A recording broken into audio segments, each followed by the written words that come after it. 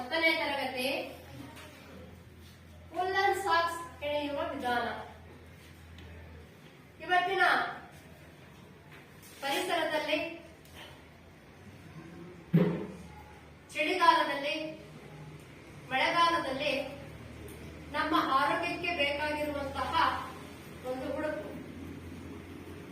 Sweater ಅನ್ನು ಹಾಕೊಂತೀವಿ, ಮೈ ಮಾತ್ರ ಬೆಚ್ಚಗಿರುತ್ತೆ. Main ಬೇಕಾಗಿರೋದು ಕಿವಿ ಮತ್ತೆ ತಲೆ, 2 ಪಾದಗಳು ಮತ್ತೆ ಕೈಗಳು ತುಂಬಾ ಚಳಿಯಾಗಿ ಕೊರಿತಾ ಇರ್ತವೆ. ಯಾವುದೇ ಕಾಯಿಲೆ ಬಂದ್ರೂ ಕೂಡ ಫಸ್ಟ್ ಏನ್ ನೋಡ್ತೀವಿ, ಕೈಯನ್ನ ನಾಡಿ ಮಿಡಿತವನ್ನು ನೋಡ್ತೀವಿ.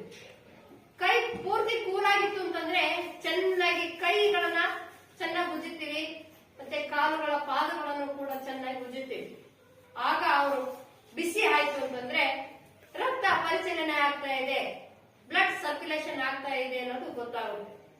ಆಗ ಏನಾಗುತ್ತೆ ಅಂತಂದ್ರೆ ಎರಡನ್ನು ಉಜ್ಜಿದಾಗ ಕಾವು ಜಾಸ್ತಿ ಬಿಸಿ ತಾಪ ಬಂದಾಗ ಇವನಿಗೆ ಎಚ್ಚರ ಆಗುತ್ತೆ ಅಂತ ಹೇಳ್ತೀವಿ.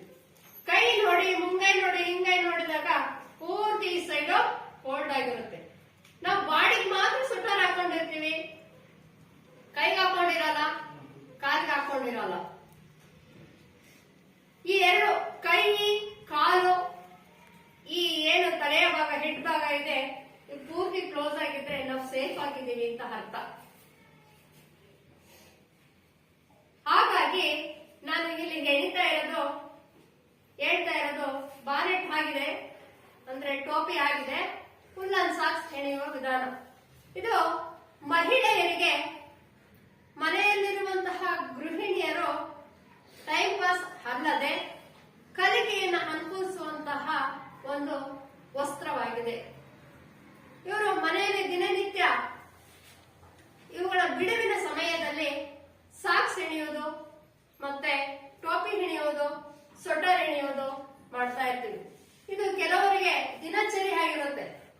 ಅವರು ಕಲಿತಂತಹ ಒಂದು ಕಲೆಯನ್ನ ಕಾರ್ಯರೂಪಕ್ಕೆ ತರೋದೇ ಅವರ ಒಂದು ಕಲೆ.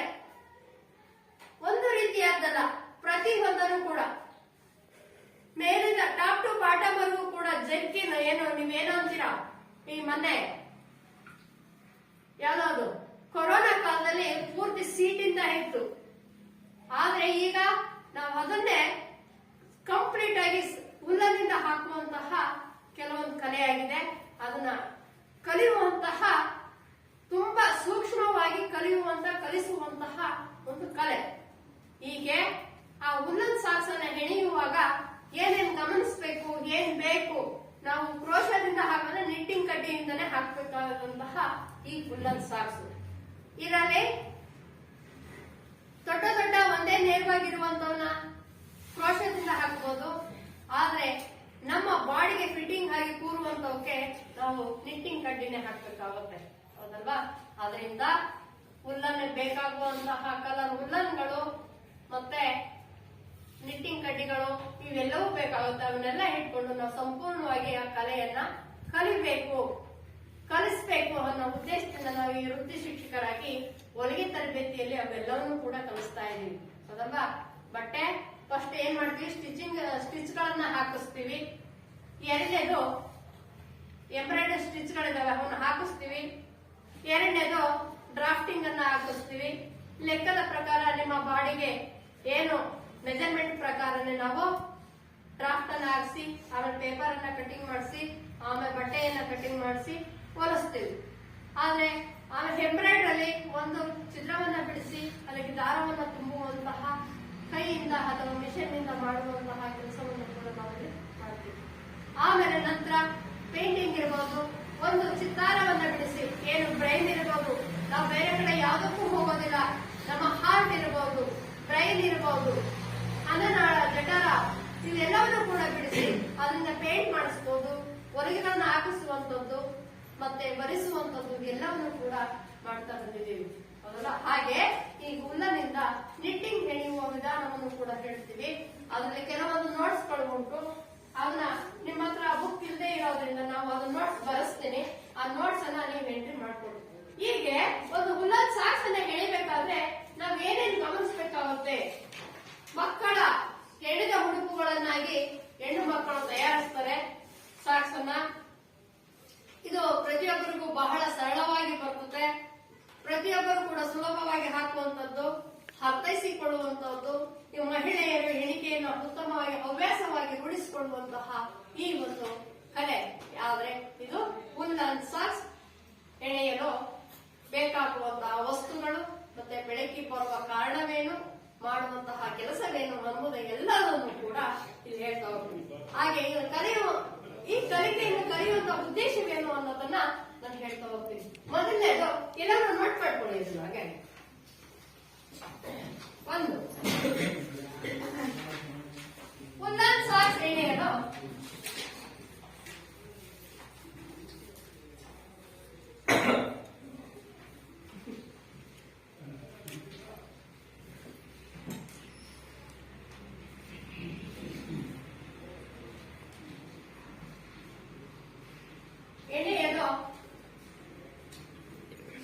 ಬೇಕಾಗುವ ಸಾಮಗ್ರಿಗಳನ್ನು ಅಥವಾ ವಸ್ತುಗಳನ್ನು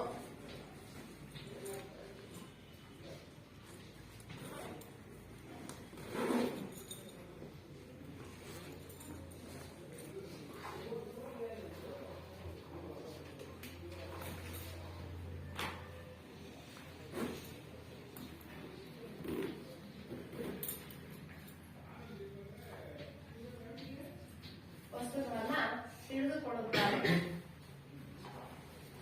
ಎರಡನೇದು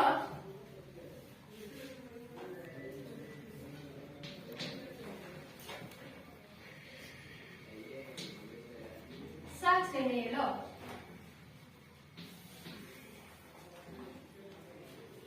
ಸಾಕ್ಸ್ ಎಣೆಯುವ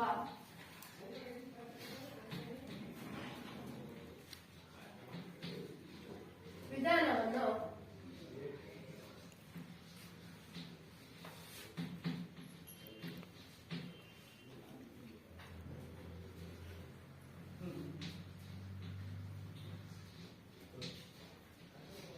ಅರ್ಥೈಸಿಕೊಳ್ಳುತ್ತಾರೆ. ಮೂರನೇದು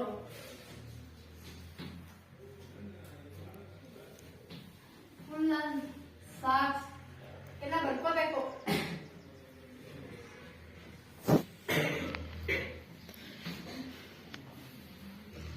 ಹೆಣೆಯುವುದರೊಂದಿಗೆ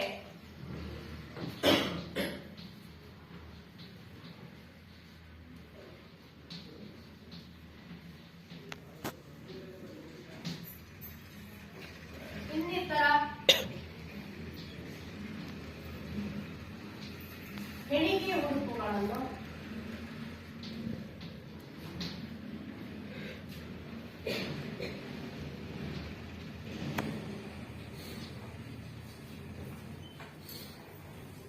ಹೆಣೆಯುವ ವಿಧಾನವನ್ನು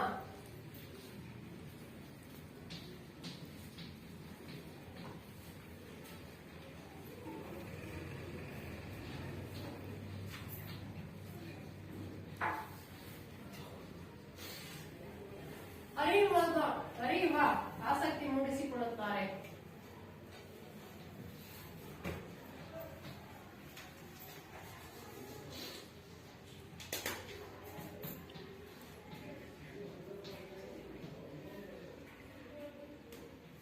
ಅರ್ಥ ಮಾಡಿಕೊಳ್ಳುತ್ತಾರೆ.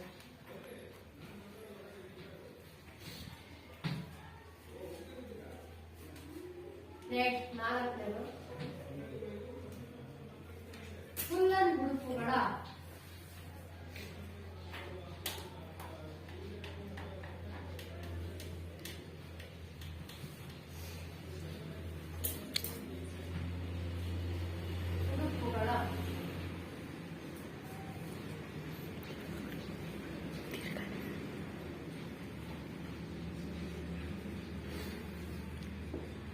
ಅರಿತುಕೊಳ್ಳುತ್ತಾರೆ.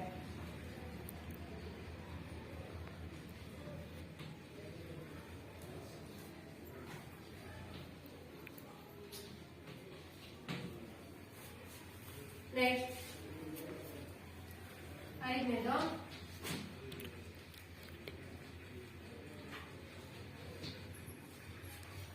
ಉಲ್ಲನ್ ಸಾಕ್ಸ್ ಎಳೆಯಲು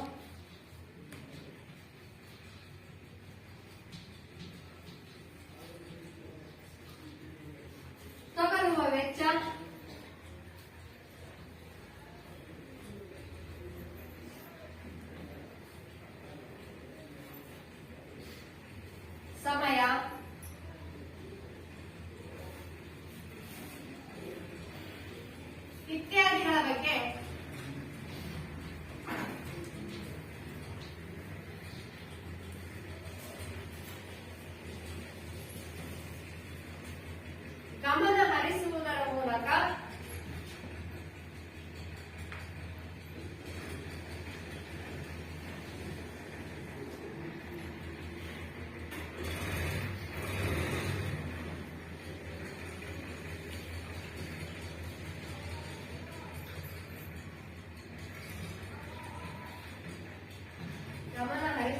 ಮೂಲಕ ಅದರ ಮೌಲ್ಯವನ್ನು ಅದರ ಬೆಲೆಯನ್ನು ಕಂಡುಹಿಡಿಯುವ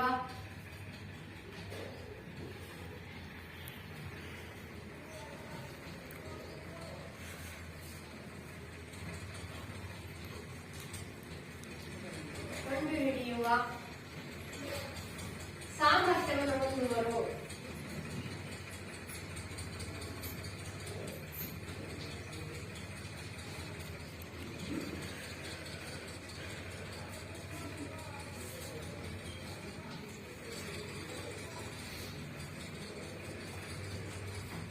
ಹೌದಲ್ವಾ? ಉಲ್ಲನ್ ಸಾಕ್ಸನ್ನ ಹೆಣೆಯುವ ಮೊದಲು ಎಲ್ಲವನ್ನ ತಿಳ್ಕೊಂಡಿದ್ದಾಗಿದೆ. ಆದ್ರೆ ಅದನ್ನೆಲ್ಲ ಕಲಿಯೋದ ಆದ್ಮೇಲೆ ಏನೇನು ತಿಳ್ಕೊಳ್ತೀವಿ ಅದ್ರ ಬಗ್ಗೆ ಅನ್ನೋದನ್ನ ಸಂಕ್ಷಿಪ್ತವಾಗಿ ಹೇಳ್ತೀವಿ. ಉಲ್ಲನ್ ಸಾಕ್ಸ್ ಹೆಣೆಯಲು ಬೇಕಾಗುವ ವಸ್ತುಗಳನ್ನು ತಿಳಿದುಕೊಳ್ಳುತ್ತಾರೆ. ಹೌದಲ್ವಾ? ಅವಕ್ಕೆ ಏನೇನ್ ಬೇಕು? ನಿಟ್ಟಿಂಗ್ ಕಡ್ಡಿ ಬೇಕಾ, ಕ್ರೋಶೆ ಕಡ್ಡಿ ಬೇಕಾ, ಉಲ್ಲನ್ ದಾರ ಬೇಕಾ, ಯಾವ ಸೈಜ್ ಬೇಕಾ, ಮೆಜರ್ಮೆಂಟ್ ಬೇಕಾ, ಇಲ್ಲ ಹಂಗೆ ಹೇಳಿದಾರ, ಇವೆಲ್ಲವೂ ಕೂಡ ಅರ್ಥೈಸಿಕೊಂಡು ತಿಳ್ಕೊಳ್ತಾರೆ. ಸಾಕ್ಸ್ ಹಿಡಿಯುವ ವಿಧಾನವನ್ನ ಅರ್ಥೈಸಿಕೊಳ್ತಾರೆ. ಯಾವ ರೀತಿ ಹಾಕಬೇಕು, ಡಿಕ್ರೀಸ್ ಮಾಡ್ಬೇಕಾ ಇಲ್ಲ ಇನ್ಕ್ರೀಸ್ ಮಾಡ್ಬೇಕಾ, ಇದರಲ್ಲಿ K to ಟುಗೆದರ್ ಬರುತ್ತೆ, ಅದನ್ನ ಮಾಡ್ಬೇಕಾ, ಇವೆಲ್ಲವನ್ನೂ ಕೂಡ ಗಮನದಲ್ಲಿ ಇಟ್ಕೊಳ್ತಾರೆ. ಉಲ್ಲನ್ ಸಾಕ್ಸ್ ಹಿಡಿಯುವುದರೊಂದಿಗೆ ಇನ್ನಿತರ ಹೆಣಿಗೆ ಉಡುಪುಗಳನ್ನ ಹೆಣೆಯುವ ವಿಧಾನಗಳನ್ನು ಅರ್ಥ ಮಾಡ್ಕೊಳ್ತಾರೆ. ಸಾಕ್ಸ್ ಹೆಣೆಯುವುದು ನಾವು ಫಸ್ಟ್ ಕೆಲವೊಂದು ರಿಂಗ್ಗಳನ್ನ ಡಿಕ್ರೀಸ್ ಮಾಡ್ತೀವಿ, ಕೆಲವೊಂದು ರಿಂಗ್ಗಳನ್ನ ಇನ್ಕ್ರೀಸ್ ಮಾಡಿಬಿಟ್ಟು ಅವು ಮತ್ತೆ ಎಲ್ಲವನ್ನೂ ಕೂಡ K to ಟುಗೆದರ್ ಮಾಡ್ಬೇಕಾದ್ರೆ ಹೇಗ್ ಮಾಡ್ತೀವಿ ಅನ್ನೋದು ಎಲ್ಲ ತಿಳ್ಕೊಂಡಾಗ ಬೇರೆ ಹೆಣೆಯುವ ವಸ್ತುಗಳನ್ನ ನಾವು ಸಲೀಸಾಗಿ ಎಳೆಯಲಿಕ್ಕೆ ಅನುಕೂಲವಾಗುತ್ತೆ ಅನ್ನೋದನ್ನ ತಿಳ್ಕೊಳ್ತೀವಿ. ಉಲ್ಲನ್ ಉಡುಪುಗಳ ಉಪಯೋಗಗಳನ್ನು ಹಂಚಿಕೊಳ್ತೀವಿ. ಉಲ್ಲನ್ ಉಪಯೋಗಕ್ಕೂ ಮತ್ತು ಕಾಟನ್ ಬಟ್ಟೆ ಉಪಯೋಗಕ್ಕೂ ಮತ್ತೆ ಸಿಂಥೆಟಿಕ್ ಬಟ್ಟೆಗಳ ಉಪಯೋಗಕ್ಕೂ ಏನ್ ವ್ಯತ್ಯಾಸ ಅನ್ನೋದನ್ನು ಕೂಡ ನಾವಿಲ್ಲಿ ತಿಳ್ಕೊಳ್ತೀವಿ. ನೆಕ್ಸ್ಟ್, ಉಲ್ಲನ್ ಸಾಕ್ಸ್ ಹೆಣೆಯಲು ತಗುಲುವ ವೆಚ್ಚ, ಸಮಯ ಇತ್ಯಾದಿಗಳ ಬಗ್ಗೆ ಗಮನ ಹರಿಸುವುದರ ಮೂಲಕ ಅದರ ಬೆಲೆಯನ್ನು ಕಂಡುಹಿಡಿಯುವ ಸಾಮರ್ಥ್ಯವನ್ನು ಹೊಂದುವರು. ಹೌದಲ್ವಾ? ನಾವ್ ಏನ್ ಮಾಡ್ತೀವಿ, ಯಾವ್ದೋ ಒಂದು ತಂದ್ಬಿಟ್ಟು ಹೊಲಿಯೋದಕ್ಕಿಂತ ಆ ಬೆಲೆ ಗೊತ್ತಾಗಲ್ಲ. ಈಗ ಯಾರಾದ್ರೂ ಒಬ್ರು ಒಂದ್ ಅಂಗಡಿಗೆ ಹೋಗಿ ಒಂದ್ ಜೊತೆ ಸಾಕ್ಸ್ ತಗೊಂಬಂದ್ರು ಅಂತಂದ್ರೆ ಕೊತ್ಕೊಂಬಂದ್ರು ಅಂತಂದ್ರೆ ಅದು ಏನಾಗುತ್ತೆ, ಅದು ಏನು ಗೊತ್ತಿರಲ್ಲ. ಯಾರೋ ಕೇಳ್ತಾರೆ ಅಂತಂದ್ರೆ ಪುಕ್ಸಟ್ಟೆ ಯಾಕೆ ಕೊಡಲ್ಲ, 10 ರೂಪಾಯಿ ಆಗಿದ್ರು ಒಂದು ಗುಡ್ಕಕ್ಕಾಗೋವಷ್ಟು ಆದ್ರೂ ಕೂಡ ಮಾಡ್ಬಿಡ್ತಾರೆ. ಆದ್ರೆ ಸ್ವತಃ ಉಲ್ಲನ್ ತಂದು ಹೇಳಿದ್ರು, ಆ ಉಲ್ಲನಿಗೆ ಎಷ್ಟು ಬಿಡ್ತು, ಎಷ್ಟು ದಿವಸ ಹಿಡಿದಿದೀನಿ, ಕಟ್ಟಿಗೆ ಎಷ್ಟು ದಿವಸ ಹಿಡಿದಿದೀನಿ, ಅದಕ್ಕೆ ಕೂಲಿ ಎಲ್ಲವನ್ನು ಸೇರಿಸಿ ಹಾಕುವಂತಹ ಒಂದು ಬೆಲೆಯನ್ನ ಕಂಡುಹಿಡಿಯುವಂತಹ ಸಾಮರ್ಥ್ಯವನ್ನ ನಾವ್ ಏನ್ ಮಾಡ್ತೀವಿ, ಅಲ್ಲೇ ಆ ಮಾರುವಂತಹ ಮಾರುಕಟ್ಟೆಯಲ್ಲಿ ಎಷ್ಟನ್ನ ಕೊಡಬಹುದು ಅನ್ನೋದನ್ನ ನಾವು ಸಂಪೂರ್ಣವಾಗಿ ತಿಳ್ಕೊಳ್ತೀವಿ. ಇಷ್ಟು ಈ ಉಲ್ಲನ್ ಸಾಕ್ಸ್ ಹೆಣೆಯುವುದರಲ್ಲಿ ಇದೆ, ಆ ಉದ್ದೇಶದಲ್ಲಿದೆ, ಏನು ಮಾಡಬಹುದು ಅನ್ನೋದನ್ನ. ಆಮೇಲೆ ನೆಕ್ಸ್ಟ್ ಆ ಸಾಮರ್ಥ್ಯವನ್ನ ಹಂಗೆ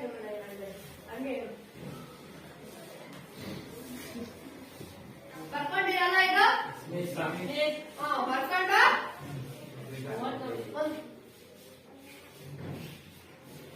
ಏನ್ ಮಾಡ್ತೀಯಾ, ನೋಡ್ಸಿ ಬರ್ಕೋ, ಅಡಿಗೆ ಹಾಕೊಂಡು ತಿನ್ಕೋ.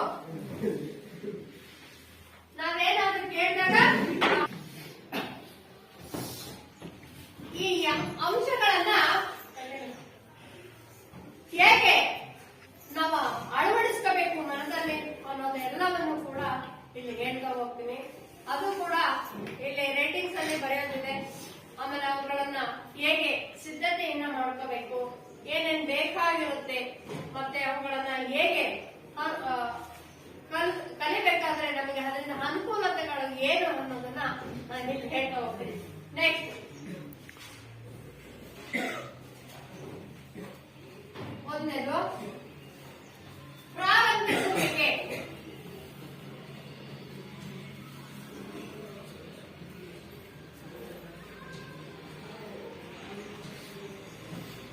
ಮತ್ತು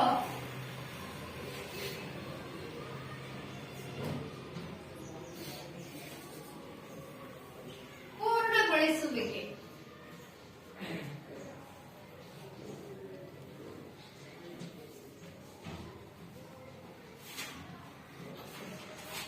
ಪೂರ್ಣಗೊಳಿಸುವಿಕೆ. ಮೂರನೇದು ಎಣಿಕೆ ವಿನ್ಯಾಸ.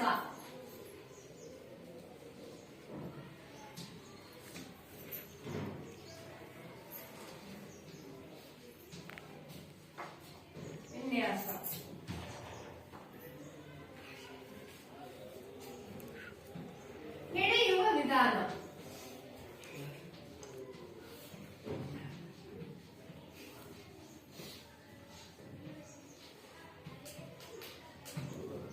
ಹೌದಲ್ವಾ? ನಾವಿಲ್ಲಿ ಫಸ್ಟ್ ನಾವು ಗಮನಿಸಬೇಕಾದ್ದು ನಮ್ಮ ತಲೆಗೆ ಬೇಕಾಗಿರೋದೇನು ಅಂತಂದ್ರೆ ಹೇಗೆ ಪ್ರಾರಂಭ ಮಾಡಬೇಕು. ಎರಡು ಹಿಟ್ಟಿಂಗ್ ಗಡ್ಡೆ ಇರ್ತದೆ, ಉಲ್ಲನ್ ಇರುತ್ತೆ, ಅದನ್ನ ಹಿಡಿದ ತಕ್ಷಣ ಯಾವುದು ಕೂಡ ಆಗೋದಿಲ್ಲ. ನಾವು ಮನೆಗಳನ್ನ ಹೇಗೆ ಹಾಕೋಬೇಕು, ಪ್ರಾರಂಭಿಸುವಿಕೆ, ಎಷ್ಟು ರಿಂಗುಗಳನ್ನ ಹಾಕೋಬೇಕು, ಸಾಕ್ಸ್ಗೆ ಎಷ್ಟು ರಿಂಗುಗಳು ಬೇಕು, ಒಂದು ಶಾಲನ್ನ ಎಣಿಲಿಕ್ಕೆ ಎಷ್ಟು ರಿಂಗುಗಳು ಬೇಕು, ಸ್ವೆಟರ್ಗಳನ್ನ ಎಣಿಲಿಕ್ಕೆ ಎಷ್ಟು ರಿಂಗುಗಳು ಬೇಕು ಅನ್ನೋದನ್ನ ನಾವು ಪ್ರಾರಂಭಿಸುವಾಗ ಮಾಡ್ಕೊಳ್ತೀವಿ. ಎರಡನೇದು ಪೂರ್ಣಗೊಳಿಸುವಿಕೆ. ಅವನ್ನ ಹೇಗೆ ಎಂಡ್ ಮಾಡಬೇಕು, ಅವನ್ನ ಹೇಗೆ ಎಂಡ್ ಮಾಡಬೇಕು ಅನ್ನೋದನ್ನ ನಾವು ತಿಳ್ಕೋಬೇಕು. ಆಮೇಲೆ ಎಣಿಕೆಯ ವಿನ್ಯಾಸ, ಯಾವ ರೀತಿ ಯಾವ ವಿನ್ಯಾಸದಲ್ಲಿ ನಾವು ಮಾಡಬೇಕು. ಈಗ ನಮ್ಮ ದೇಹಕ್ಕೆ ಹಾಕೋದಾದ್ರೆ ಸ್ವೆಟರ್ನ ಹಾಕ್ಬೇಕಾದ್ರೆ ಮುಂಭಾಗ ಎರಡು ಕತ್ತುಗಳನ್ನ ಹಾಕೋಬೇಕು, ಕತ್ತನ್ನ ಬಿಟ್ಬಿಟ್ಟು ಮುಂಭಾಗಗಳನ್ನ ಹಾಕೋಬೇಕಾಗುತ್ತೆ. ಇಲ್ಲಿ ಕಂಕಳು ಸೇರ್ಕೊ ಬರುತ್ತೆ, ಕೈಗೆ ಕೈ ತೋಳುಗಳು ಬರ್ತದೆ, ಮತ್ತೆ ಇಲ್ಲಿ ಡಬಲ್ ಸಿಂಗಲ್ ಕೂಡ ಬೇರೆ ಬೇರೆ ಆಗಿರುತ್ತೆ, ಕೆಳಗಿನ ಪಟ್ಟಿ ಬೇರೆ ಬೇರೆ ಆಗಿರುತ್ತೆ, ಈ ಕತ್ತಿನ ಸುತ್ತಲೂ ಕೂಡ ಬೇರೆ ಬೇರೆ ಪಟ್ಟಿ ಆಗಿರುತ್ತೆ. ಅವುಗಳನ್ನ ನಾವು ತಿಳ್ಕೋಬೇಕಾಗಿರುತ್ತೆ. ಎಣಿಕೆಯ ವಿನ್ಯಾಸ ಯಾವ ರೀತಿ ಯಾವ್ದನ್ನ ಹೇಳಿಬೇಕು. ಮತ್ತೆ ಎಣಿಯುವ ವಿಧಾನ, ವಿನ್ಯಾಸ ಹೇಗಿರುತ್ತೆ ಅಂತ ತಿಳ್ಕೊಂಡ್ವಿ, ಹೇಗೆ ಎಣಿಬೇಕು ಅನ್ನೋದನ್ನ ನಾವು ತಿಳ್ಕೊಳ್ಬೇಕು. ಹಾಗೆ ನಾವು ಇವನ್ನೆಲ್ಲ ಕಲಿತ್ರೆ ಏನ್ ಅನುಕೂಲ ಅನ್ನೋದನ್ನ ಹೇಳೋಣ. ನೆಕ್ಸ್ಟ್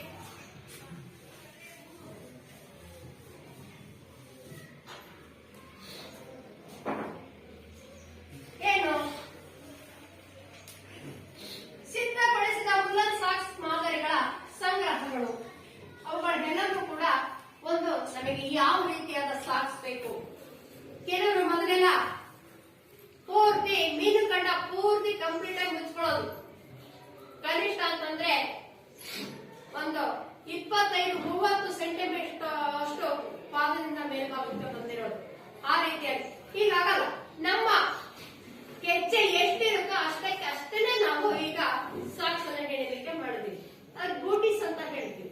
ಆ ರೀತಿಯಾಗಿ ಒಟ್ಟು ನಮಗೆ ಯಾವ ರೀತಿ ಬೇಕಾಗಿರುತ್ತೋ ಆ ರೀತಿ ಒಂದು ಪ್ಯಾಟರ್ನ್ ಅನ್ನ ನಾವು ಇಟ್ಕೋಬೇಕಾಗಿರುತ್ತೆ. ನೆಕ್ಸ್ಟ್ ನಮಗೆ ಬೇಕಾಗಿರುವಂತಹ ವಸ್ತುಗಳು ಪ್ಯಾಟರ್ನ್ ಅಂದ್ರೆ ವಿನ್ಯಾಸ.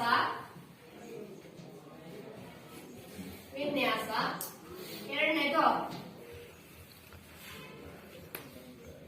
ಉಲ್ಲನ್,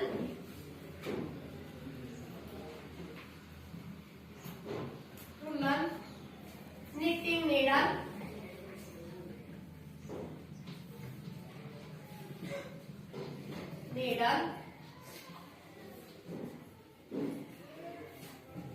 ಅವುಗಳ ಸಂಖ್ಯೆ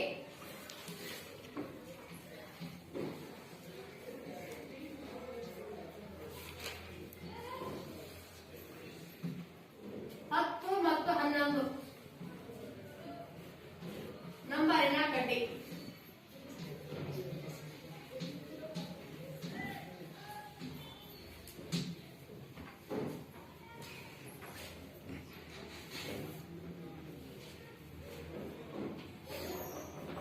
ಮೂರನೇದು 42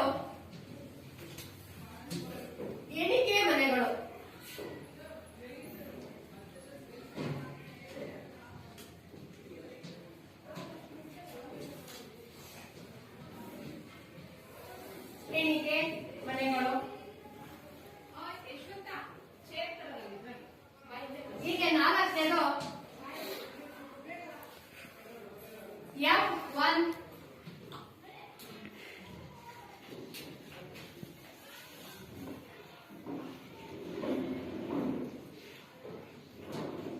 ಎಣಿಕೆ ಪ್ರಾರಂಭಿಸುವುದರ ಮೂಲಕ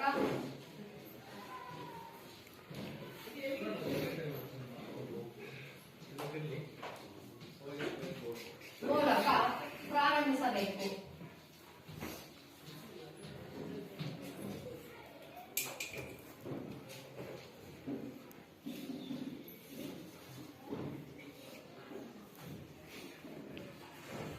ಹೈಲೈಟ್ ಬರುವಂತೆ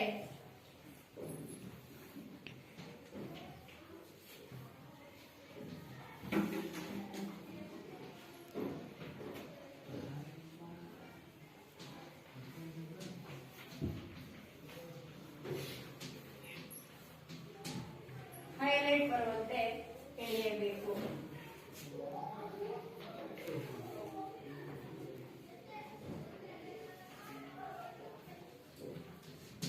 ಪೂರ್ಣಗೊಂಡ ನಂತರ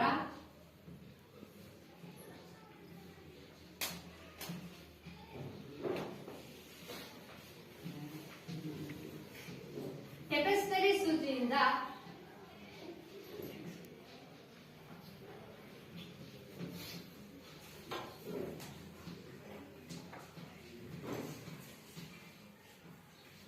ಪೂರ್ಣಗೊಳಿಸಬೇಕು.